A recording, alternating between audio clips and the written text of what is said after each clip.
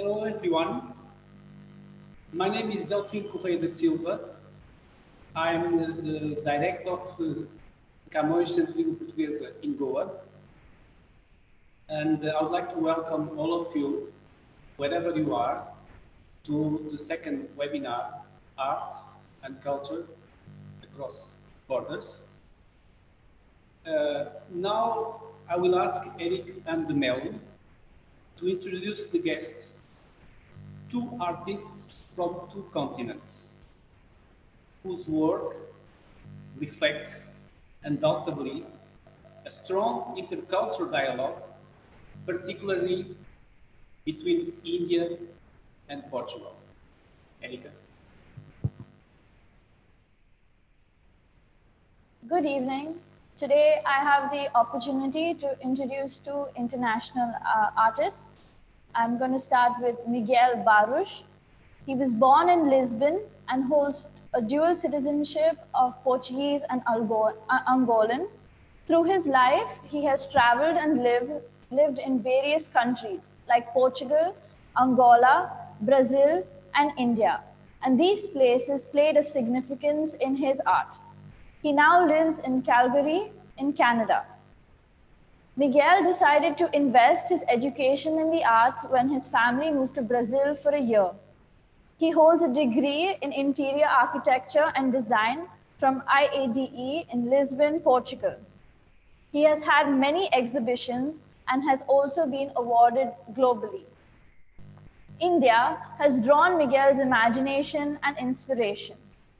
In March 2019, his exhibition, India in My Dreams, was showcased in Delhi and later at our premises at Centro da Língua Portuguesa Institute Camões, Goa. His works are in several private and public collections around the world. It is almost impossible to avoid a wave of warmth and pleasure from his painting. Good morning, Miguel. How are you doing today?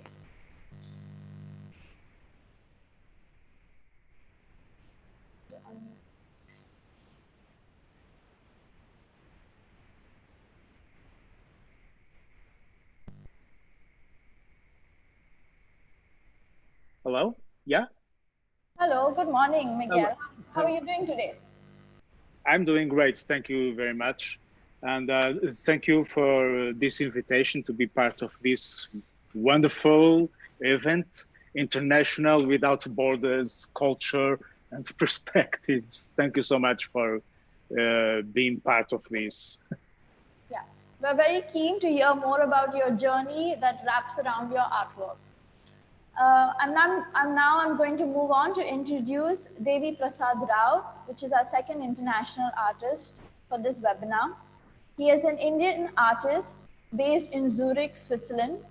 His art journey began 15 years ago after he quit his corporate job and escaped into a world of art. He is a self-taught artist. Among many milestones, Devi's works are a part of a permanent collection at Fundação Orient, Lisbon, Portugal, and he has had a solo exhibition, My Journey to Portugal, at Institute Camões, Lisbon, Portugal. Apart from these, he has many solo and group exhibitions in Goa, as well as all over the world. His rebellious work shows devotion to personal expression, free of traditional aesthetic and social values. Good afternoon, Devi. Good afternoon, Erika. Thank you very much for inviting me to be part of this art and culture across the borders. So I'm happy to be part of it. I'm very excitedly looking forward. Nice meeting you, Miguel. My pleasure. Likewise. Thank you. Okay. Devi, we're very keen on hearing about the movement and experience that results in your artwork. I move on to introduce Janita Sudan, who will be our moderator for this session. She considers herself a global citizen and a humanist with passion for literature and the arts. She is the art review editor of João Roque Literary Journal and was awarded the JRLJ Non-Fiction Award in 2018. Her critical writing has appeared in Art India, Indian Literature, and other publications. She is presently working on a research project on the artist F.N. Souza in Goa. Good evening, Janeta. Good evening, Erica. It's wonderful being here with all of you. And thank you for inviting me to moderate this web talk on art and culture with artists beyond borders. Yeah. Okay. We're very eager to begin this creative session. So, Janeta, I hand over the platform to you. Thank you, Erica.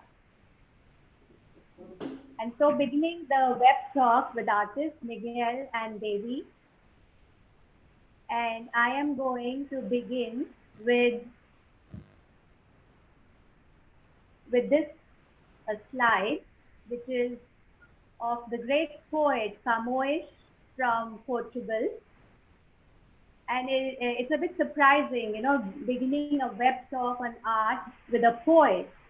But then it's not surprising, that's surprising because this web talk is being hosted by Institute Camões in Goa.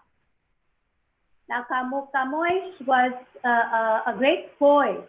And when he came to India, he was very young, in his late 20s. He had been writing poetry already. He was a conventional poet. But when he came to India, something happened. Something changed within him.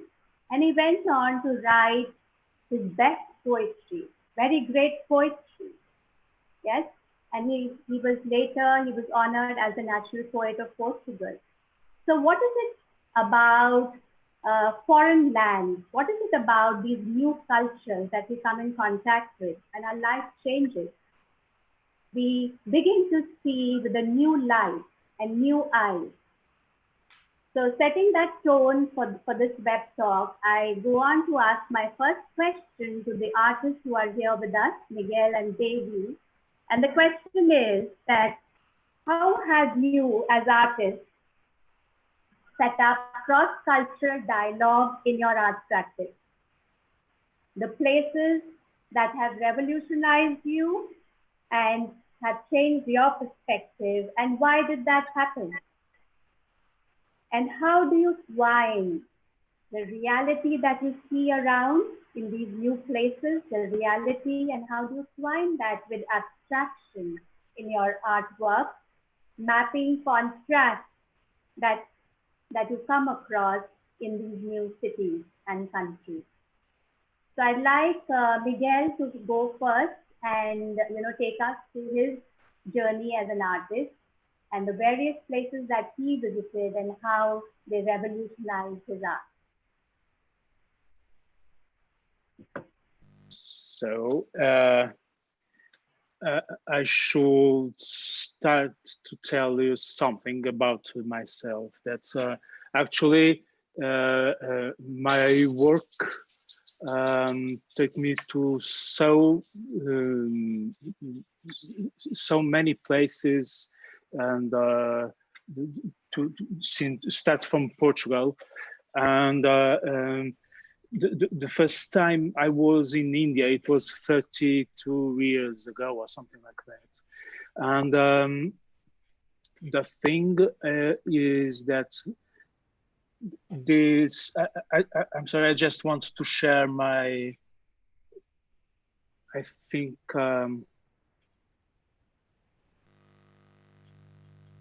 I just want to share my video, okay. Okay. So, my work has taken me to so many places in the world, starting from Portugal and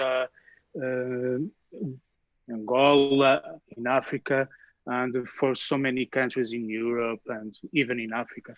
And right now I am in Canada, and I live here since 2014. But the thing is, after travel around the world looking for strong colors and different cultures, the reality is that, in fact, everything began with my first trip to India. It was, like I said before, 32 years ago. And it really created me a new experience in my life, because suddenly I confront myself with a new culture and new people, and new tones of colors, the light, and always thinking about this intimate relationship between humans and nature. And in India, it was like an open door to the rest of my experience as an artist, as a human being. And it really changed completely the rest of my life until today. It worked in me, you know, like awakening in my spirit, in my mind, and like a magical source of inspiration. India developed in me and improved myself in a deeply aspects. And the impact of this trip was so deep in my soul and in an extraordinary and positive perspectives, that I really think that I got a different vision about life and the meaning of all of it. It gave me this perspective of everything and let me understand and understood better that life of each day, about it, and the cause effects on people and the consequences of the nature that we are always trying to change, and the approach in life in each other. And actually my work, it's the consequences, or the colors of the spirit of everything I really met in and really changed me completely. The idea that I use these very strong colors and this very almost architectural shapes, I think it's the way in my abstract vision to try to share all of this amazing and special experience I lived there in India.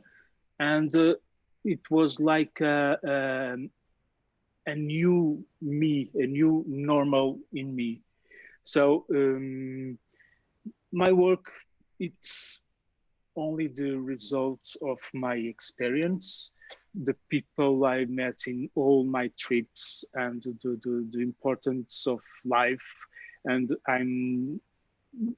my big worry is about the mankind, how people survive, how people is suffering so much about things that should not be happening in the world.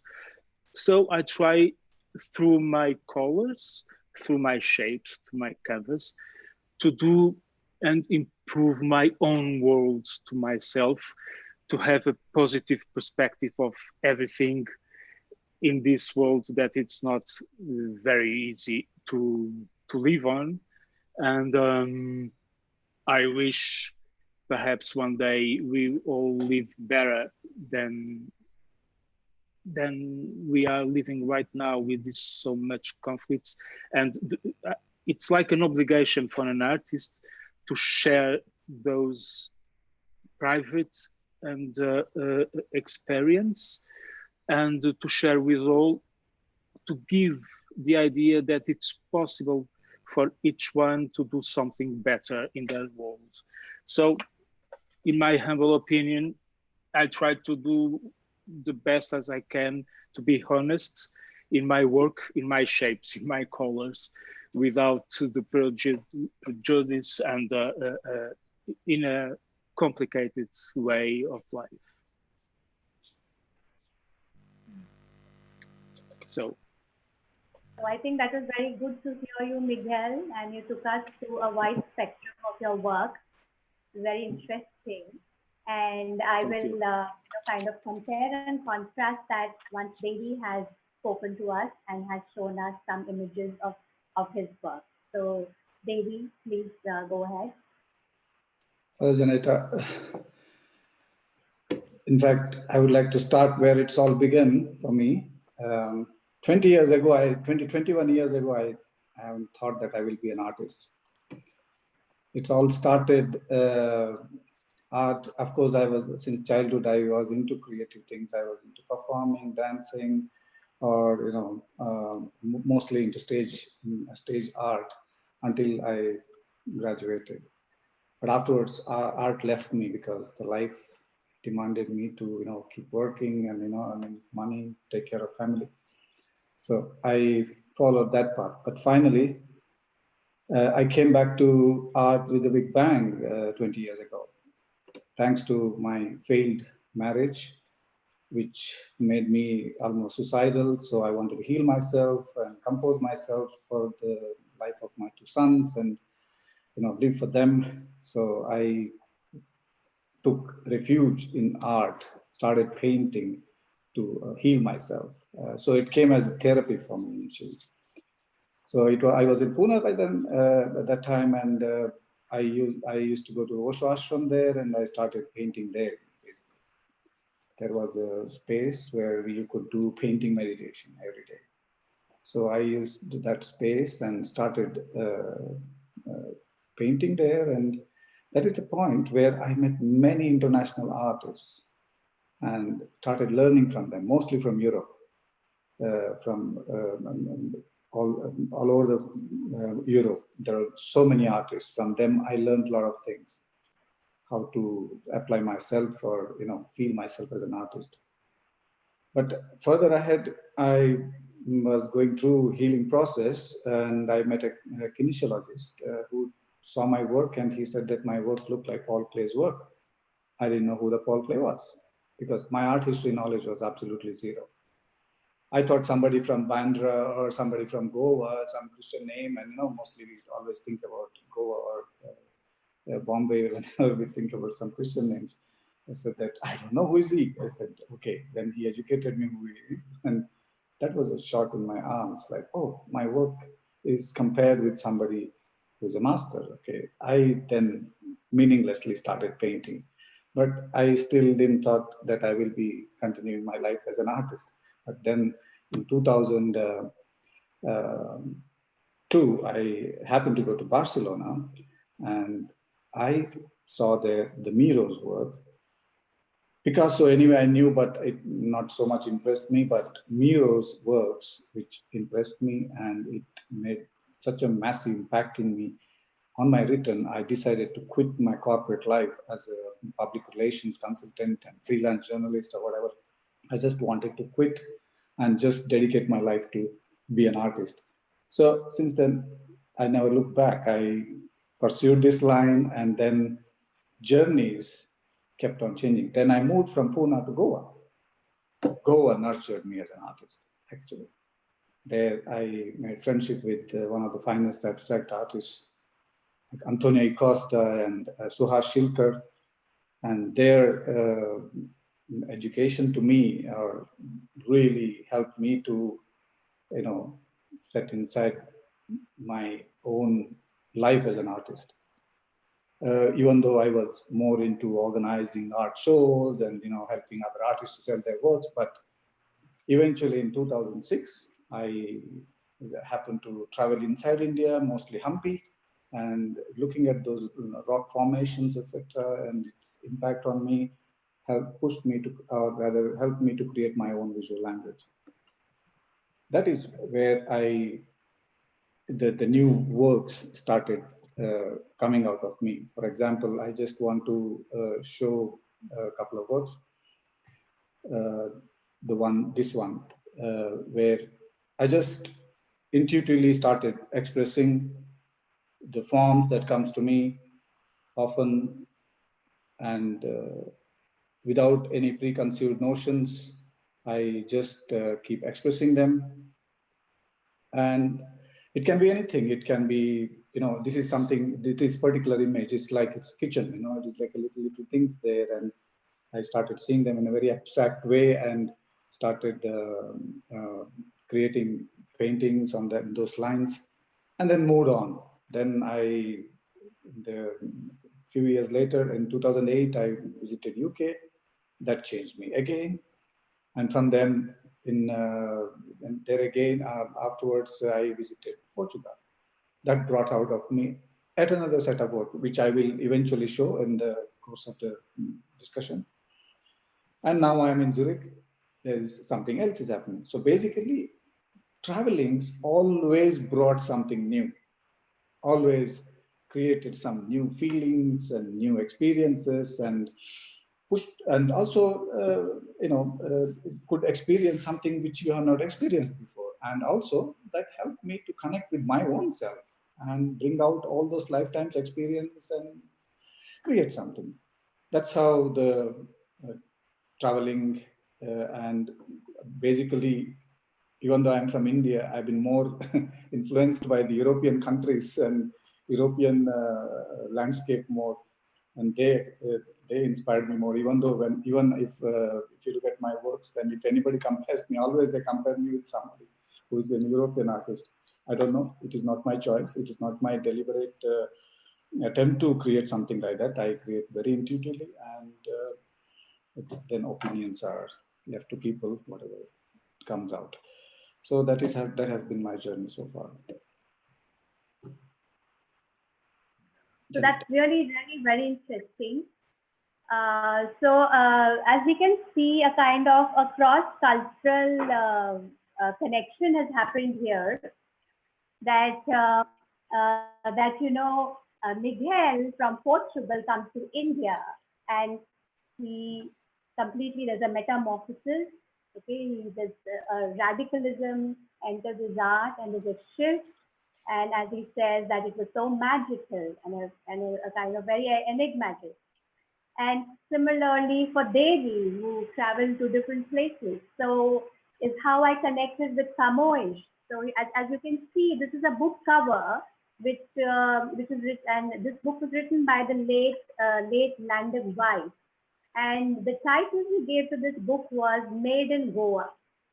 So Camões in the 16th century came to India. He was exiled in Goa. He was a convict because he had been caught brawling in Lisbon, and he was sent here. And this place worked its magic on him, and he started writing such original poetry. Like he produced his best work. And we see that these artists with us today, Miguel and Devi, in a way got made, just like made in Goa. So Miguel got made in India, in a way.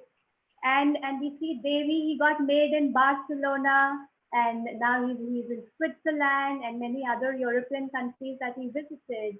And he was maybe pursuing and wanted to see the art of the great masters, besides life and culture of these different places. And he also mentioned Hampi in India, which really inspired him. So it just holds so true that cross-cultural connections, right? Or maybe like we say that, familiarity breeds contempt in certain ways. And then, we travel and we go and explore other places. So the pastures are always greener on the other side. And but it holds true for our psyche, that certain boxes open up in our minds and we do see with new eyes, and that all percolates into our art practice. So that's a very interesting dialogue that we had here, and the perception of these two artists and in the extensive travels and how it all changed them. So now moving on to our next question. If I stand at a crossroads,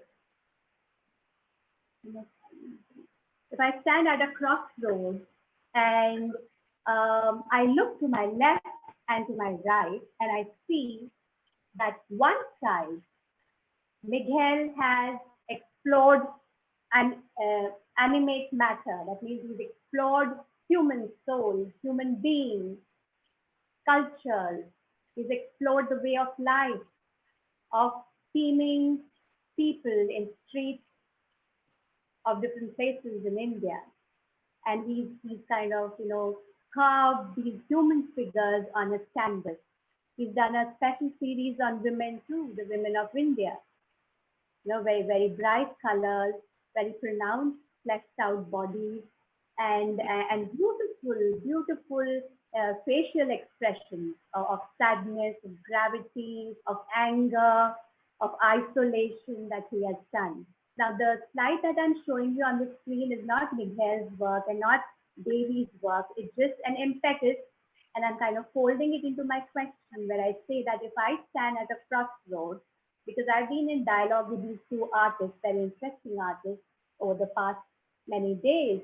And when I stand at this crossroad and I look to one side and I see, oh, there's one artist, Miguel has mapped human beings on his canvas.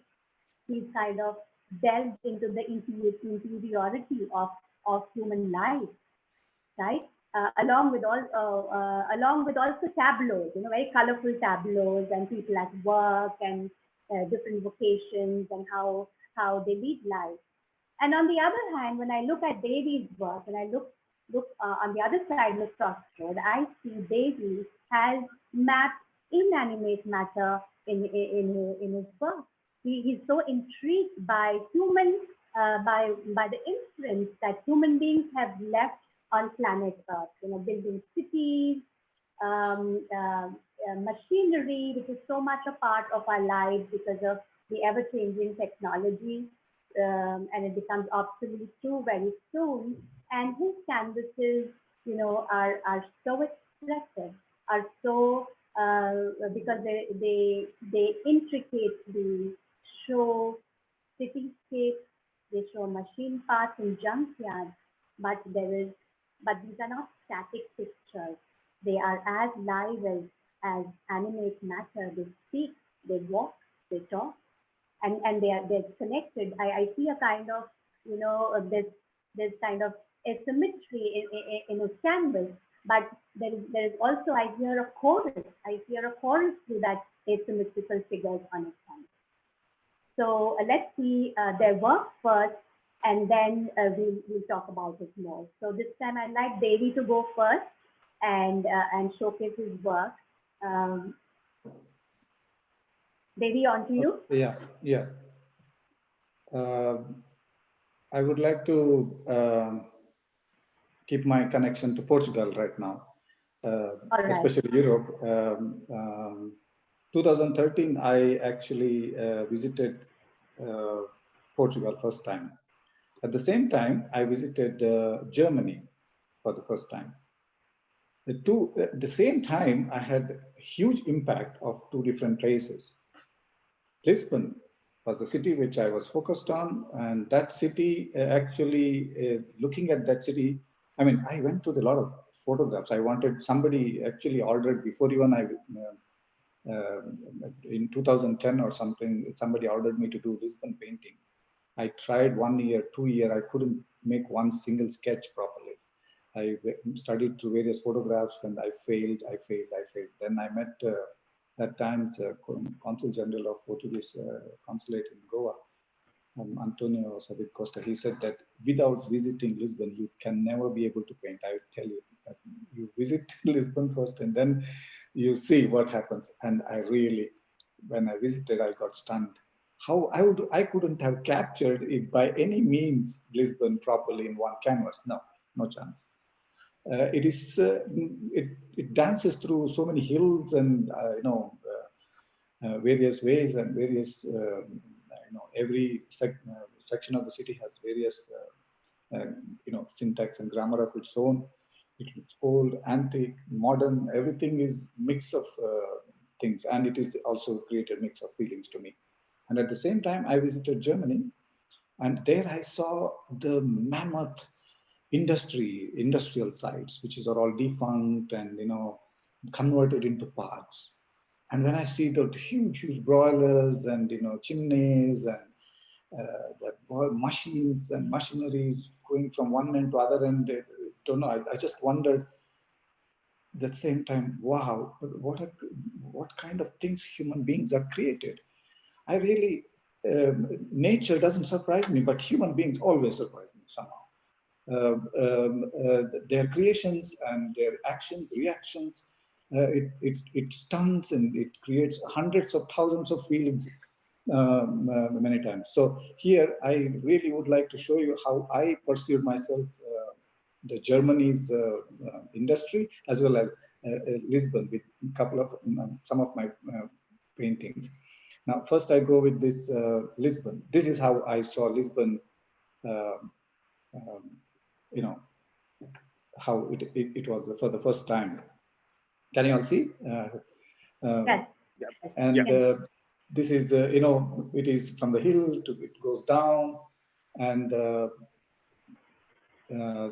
then there are this tram,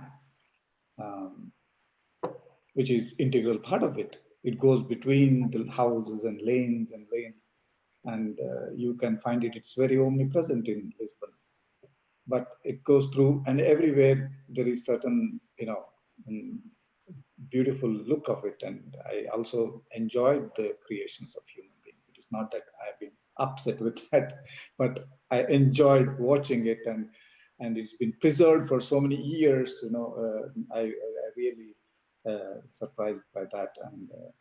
And this is, I also visited, and then I also saw something like this, you know, lines of cars. In any road you see, there are cars have been parked, and then some restoration is happening on top of the hill, and which is like occupying the skyline, which is also, you know, I'm in Goa when construction was happening. I have not seen such a huge cranes coming and working, but in abroad, I could see the mammoth works because there is no other way to construct. You need to have crane. So crane was, even like a child, like the child inside me was always attracted to such kind of things. And at the same time, the Germany, where my industrial impact was something really, that is another thing to, you know, experience. And somehow they all impacted into my creation. I mean, they came out of me in one or the other way, either in canvas or in watercolor works, or you know, in some other forms. So these are the works related to that the impact that I had of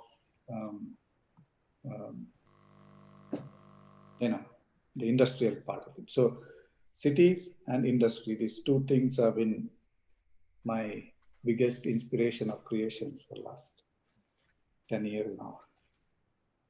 So we've seen the right side of the cross, and now we have to look to the left side, and we have to see what Miguel, you know, what he created on his canvas.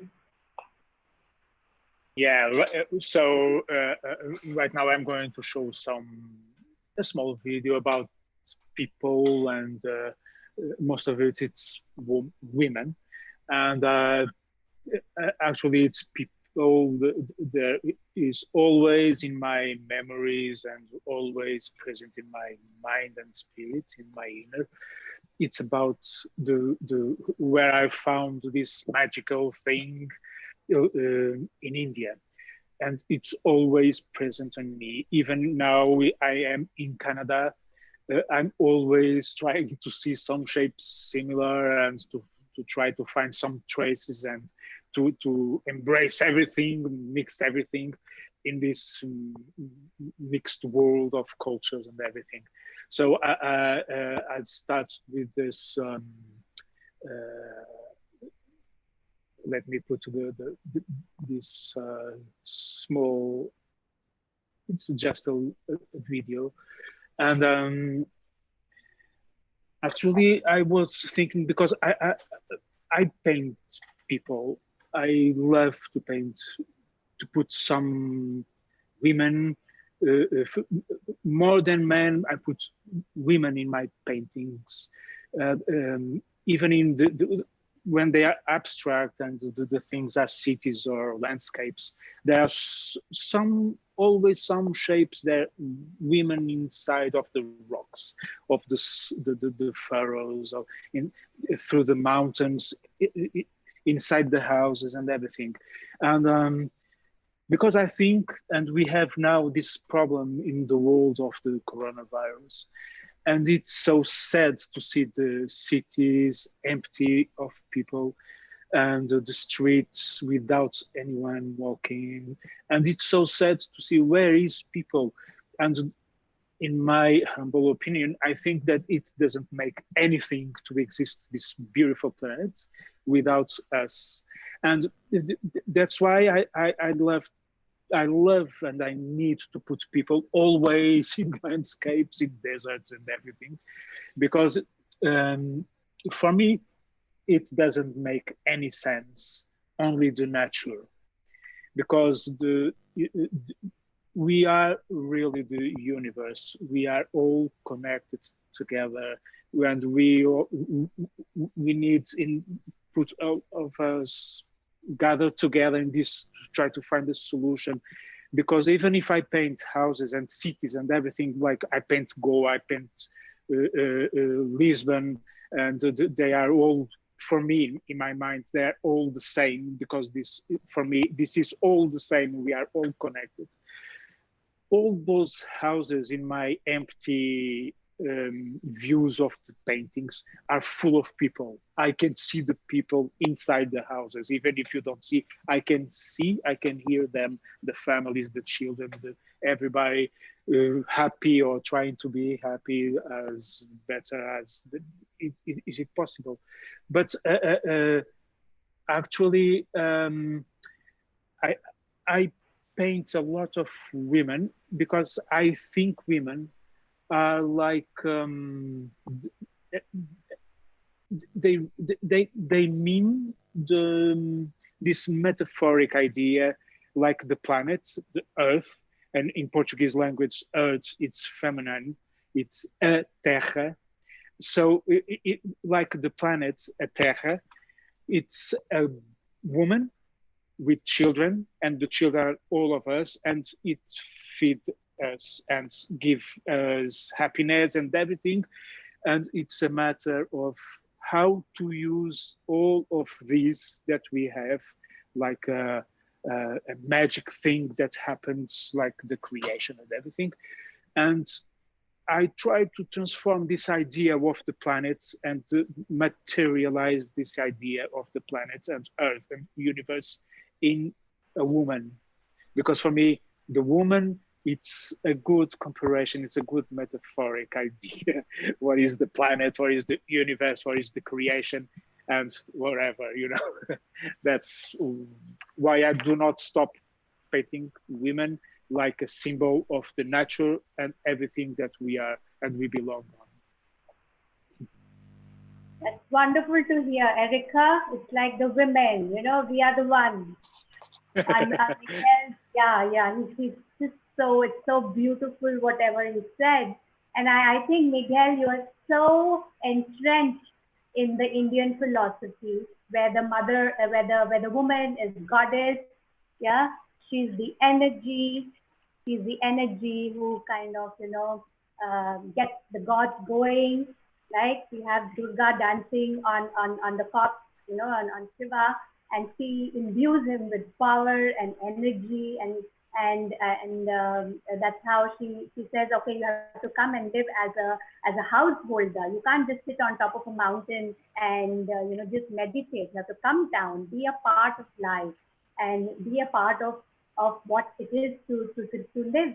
So that's so beautiful about women. And my God, Miguel, the canvases that you showed, the splash of color, you know, it's just like bursting. Yeah. And in the center, and it's done so warmly, and it's done with so much of love and devotion. We love your women's series. Oh. And Thank you so much. It's a celebration of human beings. You're celebrating human beings. The most important invention of the creator, or that energy or cosmos. We are the most important, you know, creation and invention, a man and a woman. And that's what we're celebrating. And then from there, you also go on further and you say that it's like also kind of dissolving of boundaries, yeah, of you know, the borders that we have between different countries and continents, and also in our minds that we are so divided. But internally, and if you go to the core, we are all one. We're just men and women living, you know, wearing different costumes, living a different way of life, in different parts of the world, but it's basically human energy that you are enumerating and painting and portraying in your canvases, which is really fascinating. Thank you so much. Well, don't say too much because I became emotional, okay? That the emotion is anyway so apparent on your canvas. Yeah. It's so stark and so clear. And thank you for sharing your work. I'm sure viewers would have really enjoyed and appreciated that. Thank you. And Devi, coming to you, and you know what? Like when I look at your work, it's like, you know, we have these different shapes.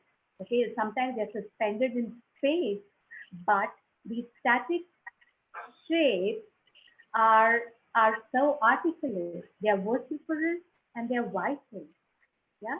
And I like the juxtaposition of where you showed Lisbon, your first impression of Lisbon, where you've got them all, you know, like so close. It's all so dense. Okay, all those structures that you have drawn and painted, it's a very dense city. But then you go on to other portrayals where you have a lot of space. There's this silence, this gap, and I think that the white space in some of your painting, and there's one with a pink space, yes. So those spaces are like high voltage zones. They speak. And there's such a there's such a kind of I think a kind of a symphony between the spaces and the structures. In fact, they are hand holding and they're together in that frame, which is so beautiful. And also, I think that many of your drawings are very sensual. It's like maybe like we could bring a bit of, because we saw so many women on Miguel, so we think like they're very sensual and there's movement, and you carve them very, very delicately and as if with a lot of grace, as if you know these inanimate machinery or cityscapes also have a spirit within them. They're living. Thank you. Yeah. Thank you. Thank you. Thank you, Jana. Wonderful round with living souls and inanimate matter on the other side, and how they balance each other, and we couldn't do without each one. So moving on to our third round, and our third round, yes. Talk about your intuitive process, the psychological triggers, the inner process that goes in tandem with what you carve externally on your canvases. Do you agree that art is cathartic? It heals and it liberates. When viewers look at canvases, you know, a viewer is drawn to a canvas, and when he goes up close and he just stands there and gazes for hours together at times.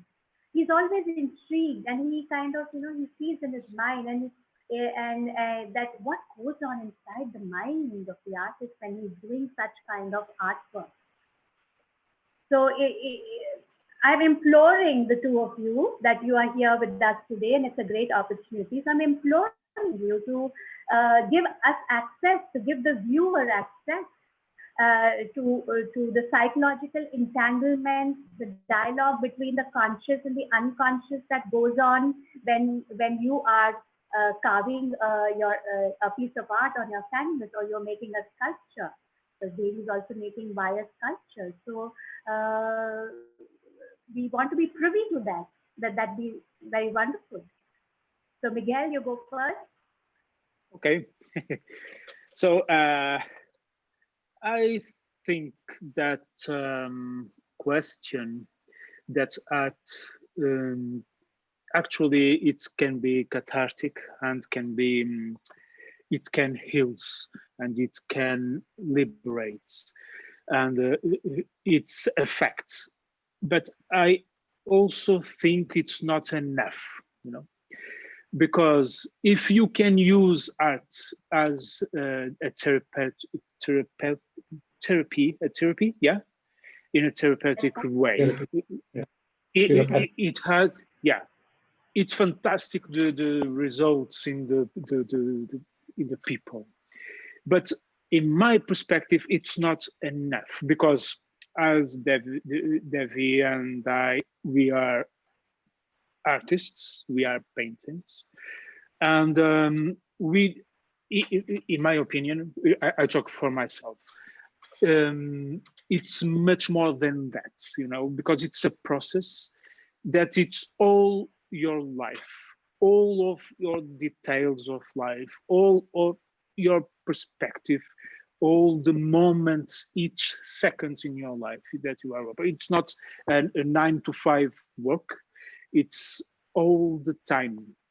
It can be hard, but you learn with time, you learn to how to manage these all emotions and all the psychological aspects. For instance, in my process of painting, my intuition is quite important, and I really, now that I'm getting old, I've learned that I should not matter. I should not worry too much, you know. I've learned to simplify my life. I don't care if people like or not. I became a big selfish for myself. I do what I want to do to feel my own pleasure when I'm working, to fight against this big canvas in white that I should control that white desert like a big glacier, or like the, you know, the North Pole or Antarctica, and you have to put some colors or shapes or create some definitions about anything. So it's a hard moment that you, for me, it's not a peaceful or a pleasant moment. It's something that I always I am fighting against that space without anything. And actually, I when I start any kind of painting, I don't know what I'm going to do. But as I told you, I've learned to myself through my experience to control my emotion and be careful. And I think to myself, okay, control yourself. Don't be rushed. Don't be stressed. The things will appear. And I just let me go through this like a flow in the river, full of colors and shapes. And I give time to myself. But actually, the process of create or to do anything about art, it's to be honest with ourselves, you know, and to try to fight against this fear, pain, and try to be yourself in a way that you can be serious and share your idea, your mind, your thinking through your work, through your canvas, through your colors or shapes, putting there only your experience, only yours, not from the neighborhood or the other people across the street. Be yourself. And that's, sorry, I can hear. No sounds. I'm sorry, I'm interrupting you. I'm sorry, I'm interrupting you because you were supposed to share your work, that one work. Yeah, so you have to show that. You have to show that on the screen. Yeah, absolutely. And I can tell you. Well, is there okay? Is there? Yes, you can see. You can see. Okay. So this work is a big canvas I did when I arrived here in Canada, when I left Africa, Angola, and I came to Canada. It was in 2014. And this was my first painting I did here. And I kept this painting with me because it was like a painting who helped me to adapt to this new country.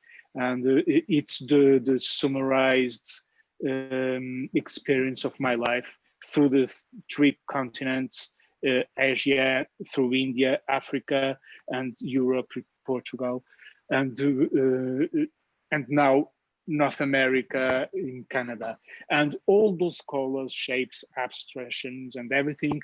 But I look at this painting, and it's the mix of all my experience in life, you know, because the goldens, the reds, the yellows, the blues, the sun, the everything, how baroque this can be. It's not more than my experience and all the people I met in my past, and all the people I had some connections, and nature, and as I told you before, these architectural and formal shapes and geometric shapes, for me, they are people. They are houses full of people. They are mountains full of people, because for me, it doesn't make any sense, nature and the planets and cities and houses and families without people. People, it's the main course of life. People, it's the most important thing in the world, in the planet. And we again, we should learn something for this weird experience that all the world are living right now about the coronavirus, that we have the obligation for the other to protect the others, but protect each other, and lived in this prison at home, we should take care of the other. We should take care of the planet. We should take care of the planet, the animals, the trees, the plants, everything. So this painting, as I told you before, I kept with me here in Canada, in Calgary, because it's like a summarize. It's like a journal, you know, that I want here always with me, and that's it. You know.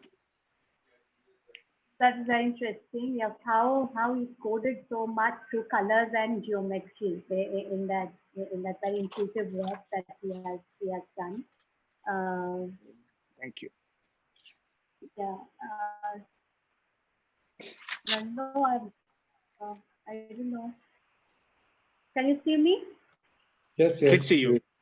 I can see you. I can Oh, hear. Yeah, all of you. all right. So because like yeah.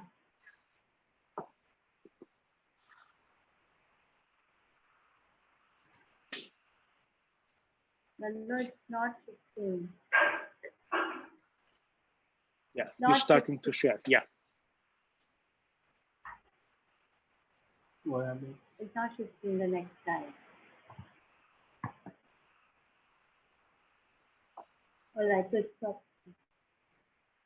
All right, now it's okay.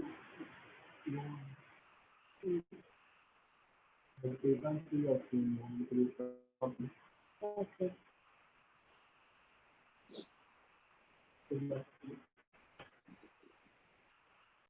Yeah, I'm sorry. Yeah, so I'm back here, and please proceed. Yeah. Can you hear me? Yes. Yes. Now,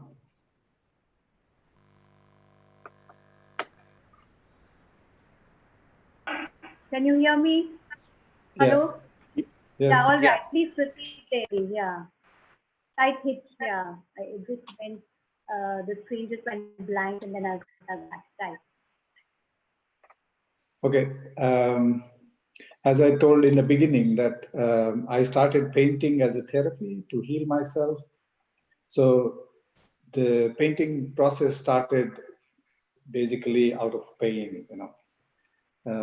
I continue painting, and then eventually I found a life, and it was a heart's calling. So I followed that path, and I became a full-time, or rather started life of a full-time artist. But today, I cannot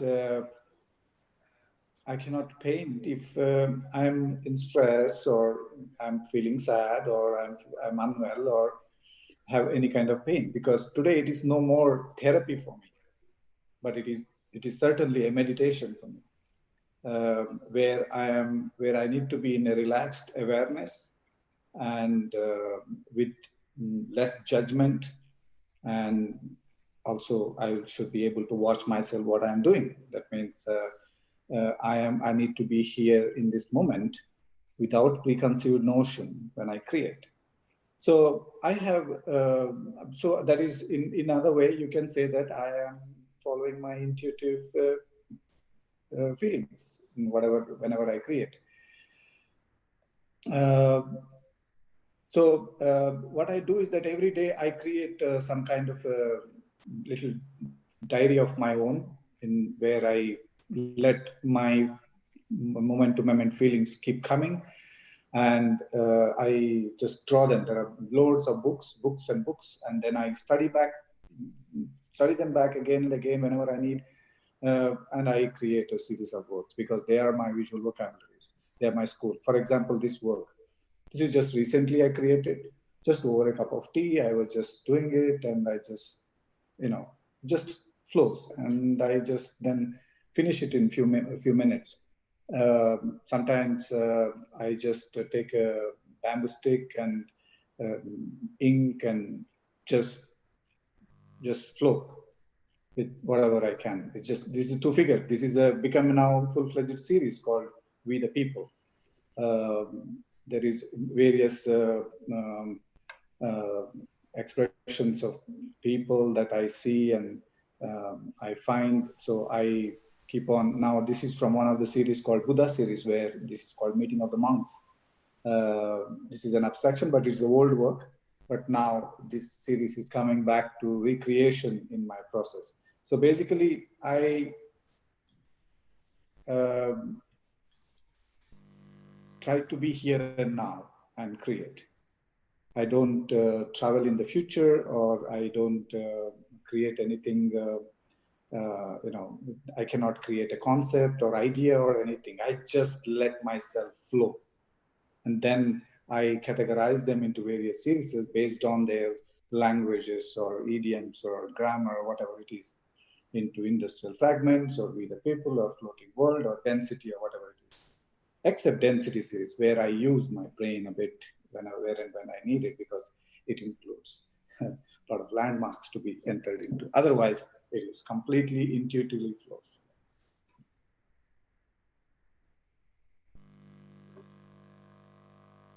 Very interesting to hear about your intuitive journeys and how the both of you as artists try to bring out, it's style like Devi's saying, to be in the moment, which is like what we should be in the moment. We're always living in the past or the future, and that's how suffering happens.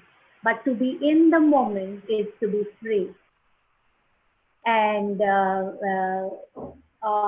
Miguel spoke about honesty, of being just ourselves, of stripping away everything that is external, everything which is just superficial, and just returning to our core and just being honest and being ourselves of what we are inside. So maybe it's a kind of a connection to our subconscious, our unconscious, the dark matter, and also our soul in a way.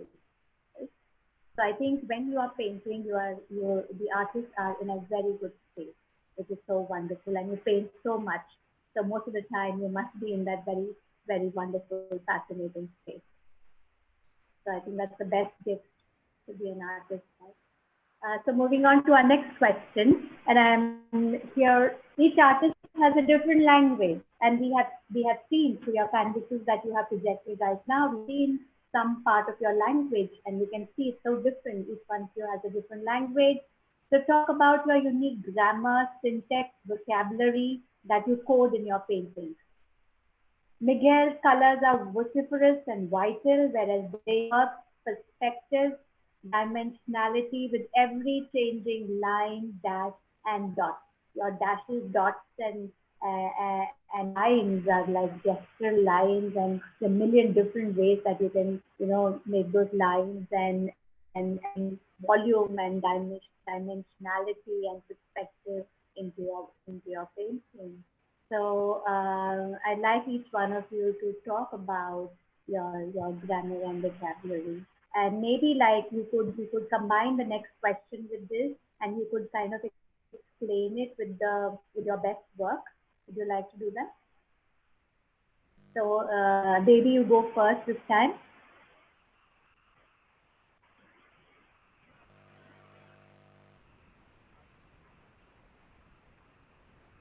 We can't hear you.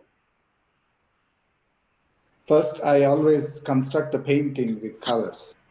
That's how I start my painting. Maybe, I mean, background colors are just rudimentary part of it, but I just for the visual and happiness, I just create various backgrounds. But otherwise, the construction, the forms, figures, whatever I create, they first I color them, and with the colors I create them as normally any artist would do. Then afterwards, I deconstruct them with my lines, and I start dissecting them, creating every kind of tonal of differences of colors. I put lines of various kinds, because one thing I learned from Suhas Shulkar is that there are millions of types of lines. It's not one type of line is there. You need to bring variety, depth, and newness and to your work. Then you need to explore the possibility of creating your own different kinds of lines. That is in my psyche always, that so which is now become my natural self. So without creating lines, I will not finish. And also dots, and even watercolor works, if you see, they will be having even patterns, maybe very rudimentary patterns, but they are part of my identity. I mean, without them, if you without them, if you try to pursue a painting, then maybe you will not connect with my works at all. For example, here,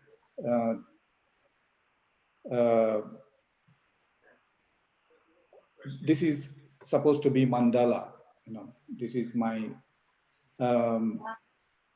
and it has too many things in it, but I try to make mandala first. But if suppose it would have been a rudimentary mandala, and it's plain mandala, it wouldn't have been my work at all. You wouldn't have recognized at all.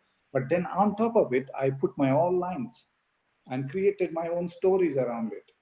This is how I work on almost every work. I mean, you take any work. I mean, even density works or city works or abstract works like this. This is abstract work, which is again from 2007. It is called Music Making Machine. You can see the veena and all those things, the instrumental things there. And they're all broken lines. The lines are not continuous. It's not necessary. They can be broken. They can be flashes. They can be anyhow. You need to discover your own lines. Everybody can discover his own lines. So I use them with bamboo sticks and coconut sticks or whatever it is. I trip them and try to give them a new, kind of a roughness, not obviousness. I don't like that perfect obvious, and try to make it work as imperfect as possible. That's my whole most of the times. So this is how I create my works, and lines and dots are all about me. I see things that way. Even I have to pursue a person. Lines, lines, dots, and dashes are AV's unique signature, isn't it? That's your unique vocabulary. Yeah. It's like I'm signing a work. I made a painting, but then I started signing a work with my dots and lines and. That's the lines. It's like Paul Klee. He took the line for a walk, and Souza fleshed bodies with his lines. He's very strong, and you are using that lines in million other ways. Yes. Yeah. So I think we are just there's a metamorphosis, and you're going ahead with the lines. What is created by other artists. They may look very two-dimensional works, but you can see three-dimensional. You can see multi-dimensional in it, but one need to have the eye to see it. But I consciously don't create it, but it happens to me in that moment. comes about. You can see the volume in your work, the dimension which is being created with those lines and the dots that you're using. Thank you. Very interesting, very interesting. Yeah, that's all about me. Miguel? Yeah. So my process, my approach is quite similar to David. You know. The thing is that when I start to paint anything, I don't know exactly what I'm going to do.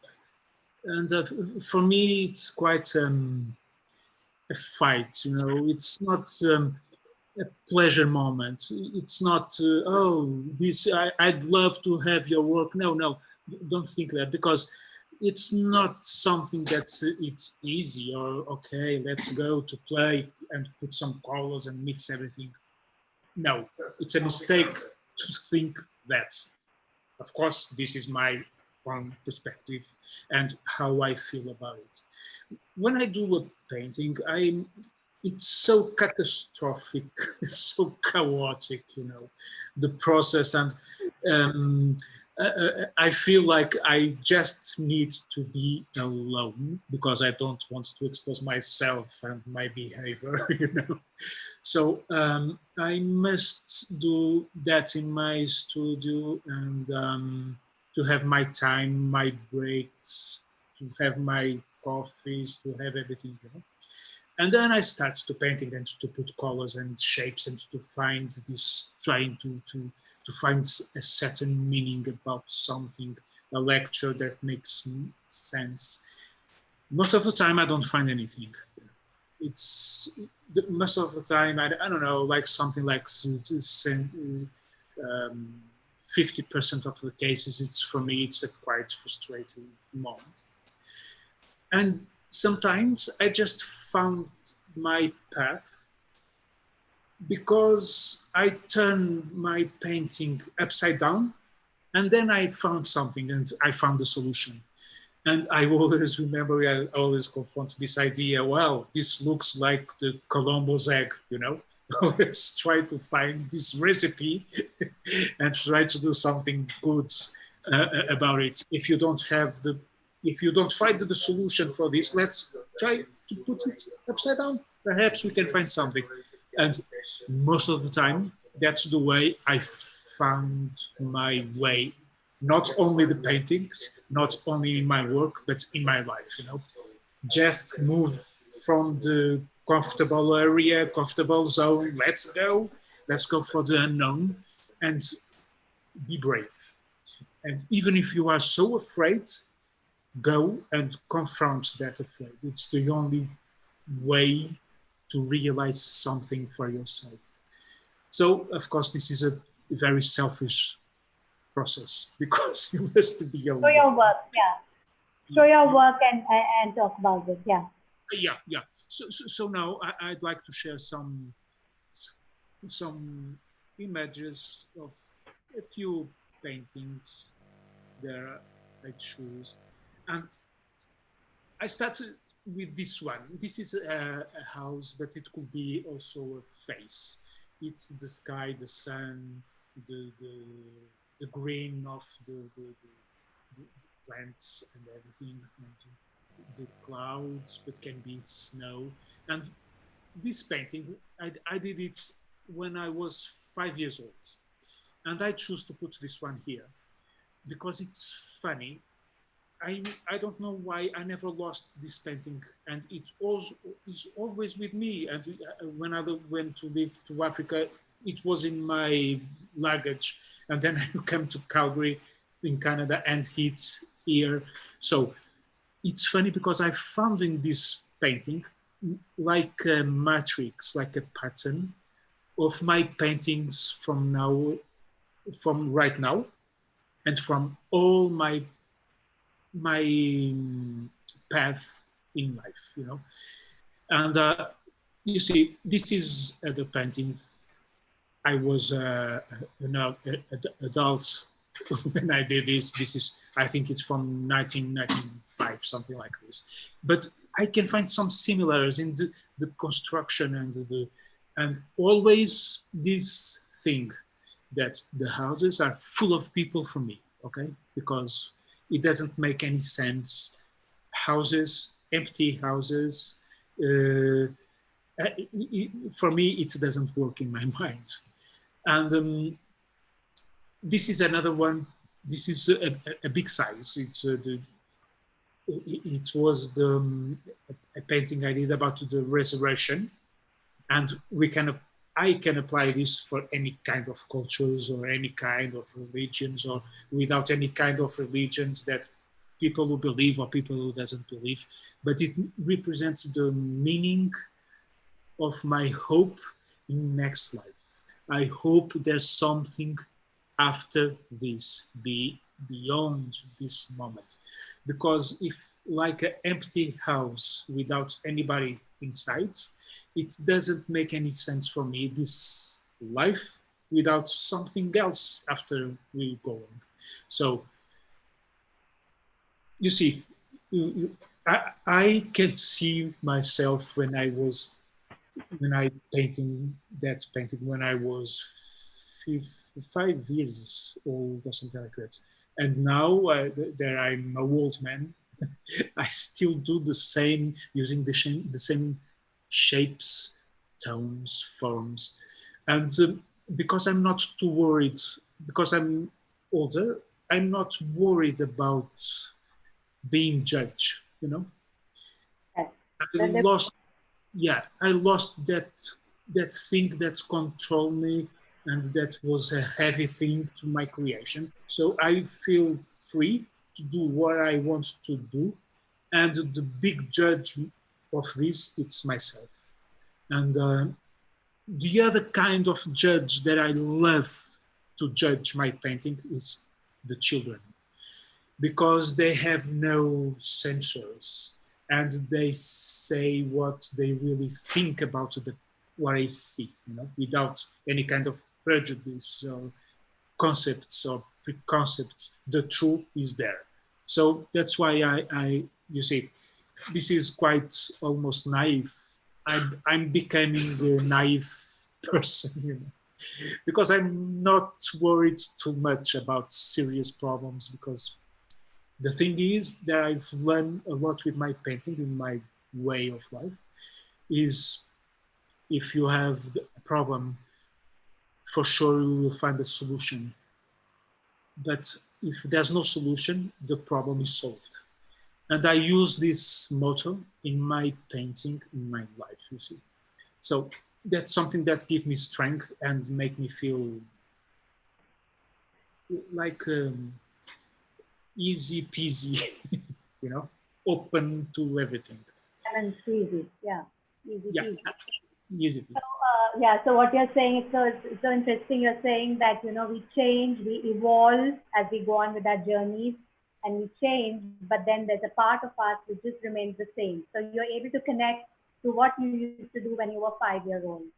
Yeah, you know. That's amazing. Yeah. And it's beautiful. Whatever we change, there's something which just remains the same. The core, maybe. Yeah, that's very interesting. So now for the last round, I request the both of you to just showcase.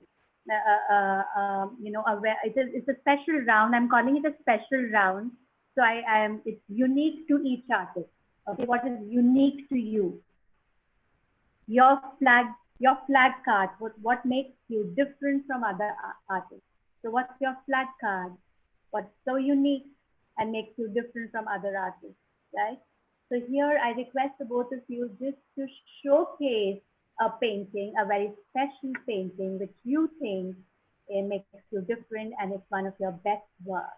And it's a visual that I'd like you to showcase, but no explanation. Just let the painting be on the screen and let the viewers just look at it. And they form their own opinions and their own interpretation of it. So it is your best work, right? Miguel, you go first and you showcase the painting and we look at it for 2-3 minutes. And then Devi, you showcase yours. And no explanation. It's just a visual talking for itself. But you The want me to last round, yeah. you want me to share a painting? Painting, yes, which is one of your, yeah, this is the last question, question 5, right? So you share which you think is your best, but there's no explanation. We don't talk about it. You just show it on the screen and we just look at it for 2 minutes. Okay, so I'm going to show my masterpiece. Your masterpiece, Okay? yes. And masterpieces require no words. That's the one I want to share. Here it is. You can see? Yes, we can see. Okay, so I think that I don't have this moment of special moments, you know. No talking. It's your masterpiece. And yes, no talking.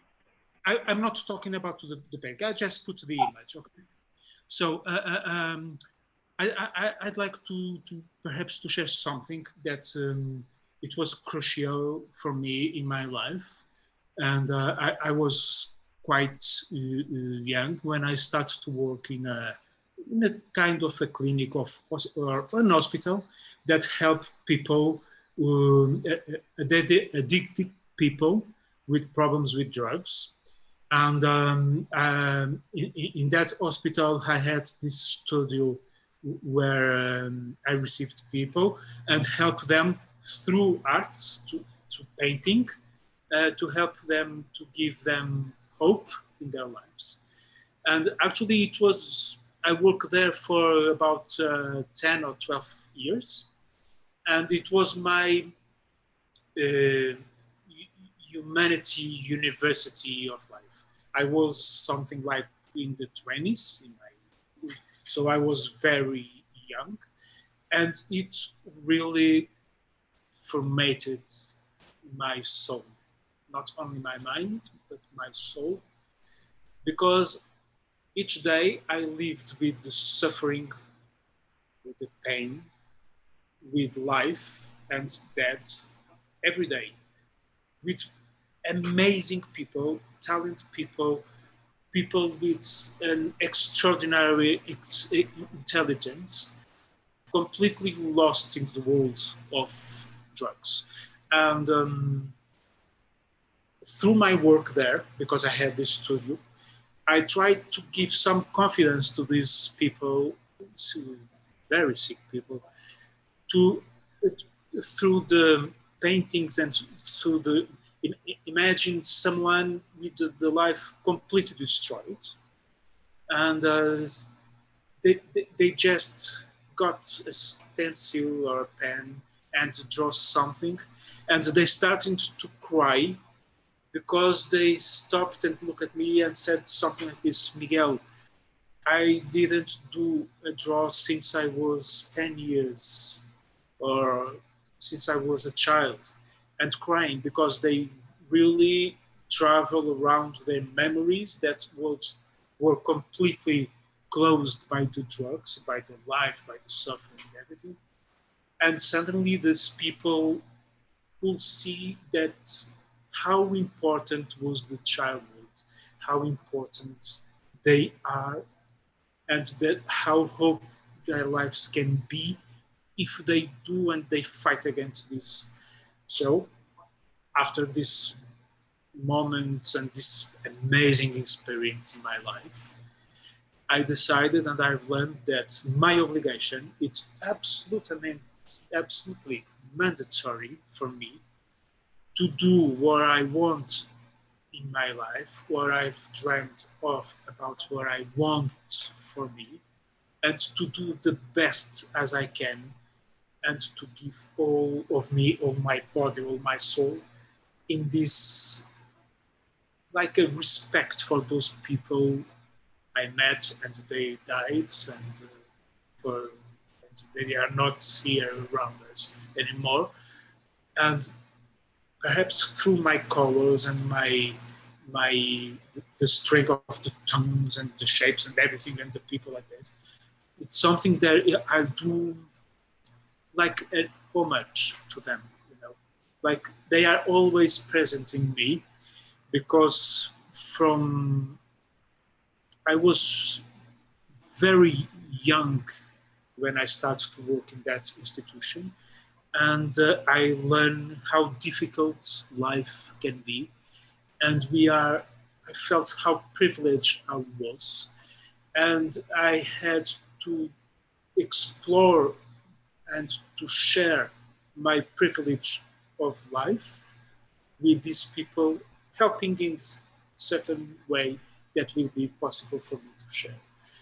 And then I just dove in this painting, in this world of the arts, because it was something that I want since I was a little kid. The much remote memories I have from myself, it's the only thing that really touched me. I feel alive with the blood in my veins since I was a kid.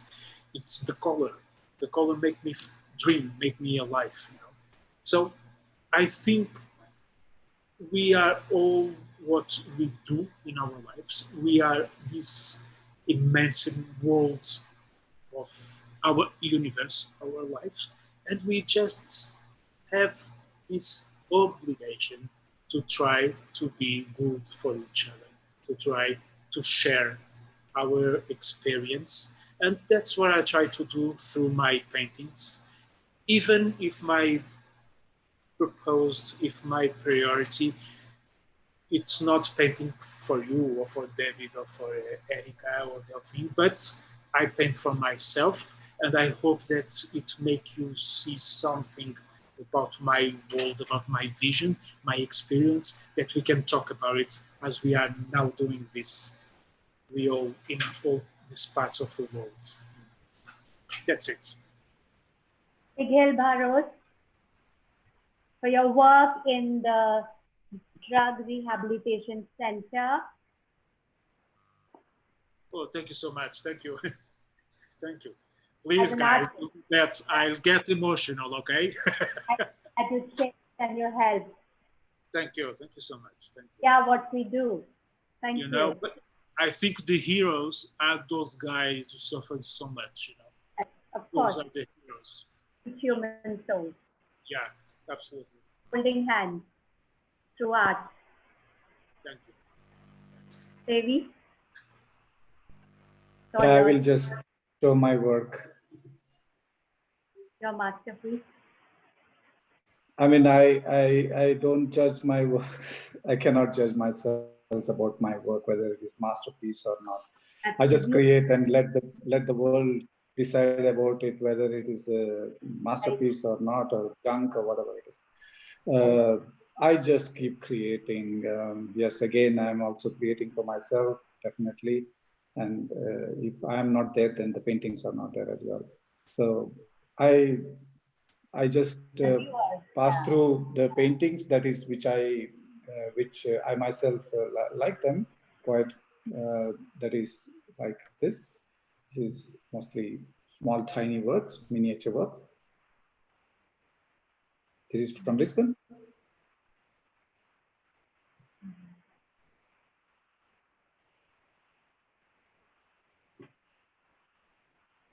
Are you going to show something more? This is Spanish. Yes. This is Spanish.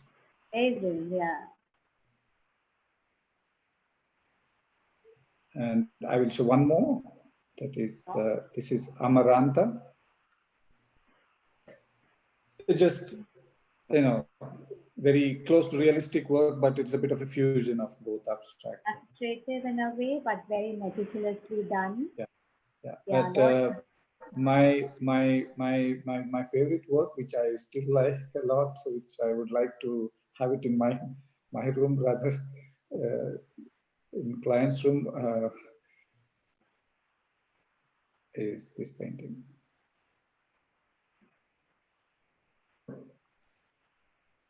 Wow. This is from the Construction Deconstruction series called Pink Room. Yeah, that's all. That's all for me.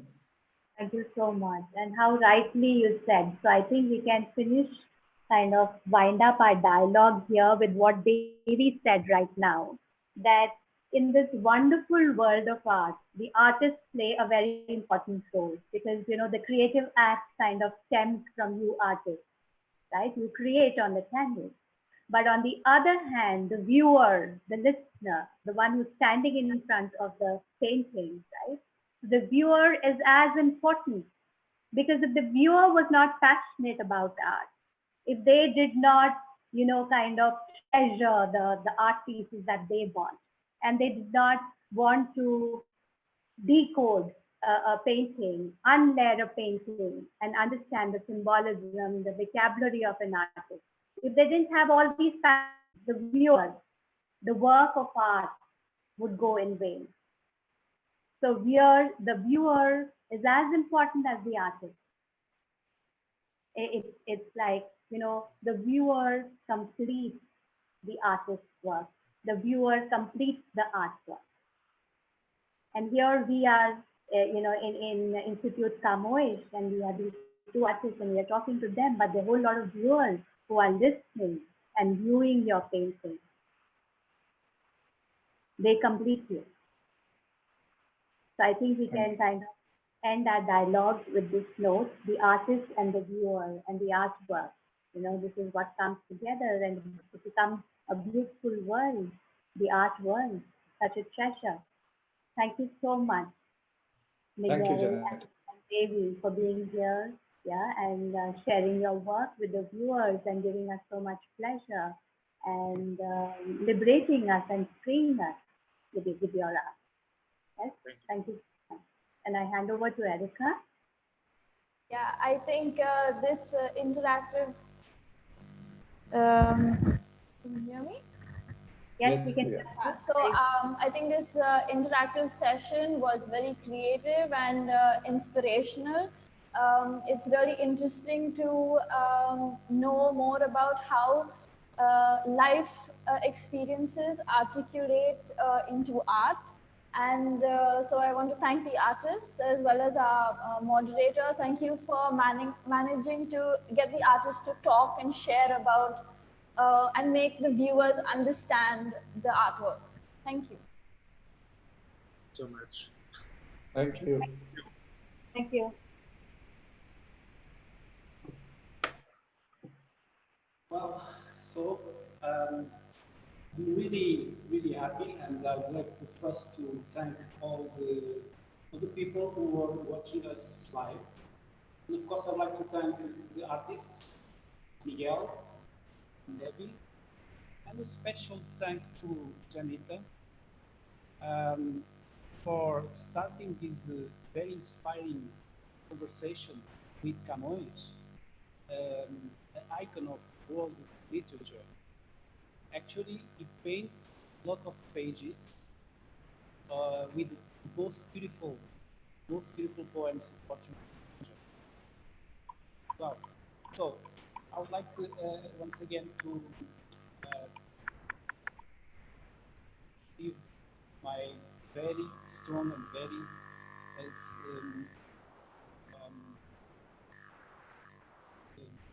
thank to all of you, and to tell you that we are planning to have our next webinar in September, hopefully. Thank you very much. Thank you. Good evening. Thank you. It was a pleasure. It was a pleasure. Thank you so much. Thank Bye-bye. you so much for inviting me. Thank you. It was very good. Bye.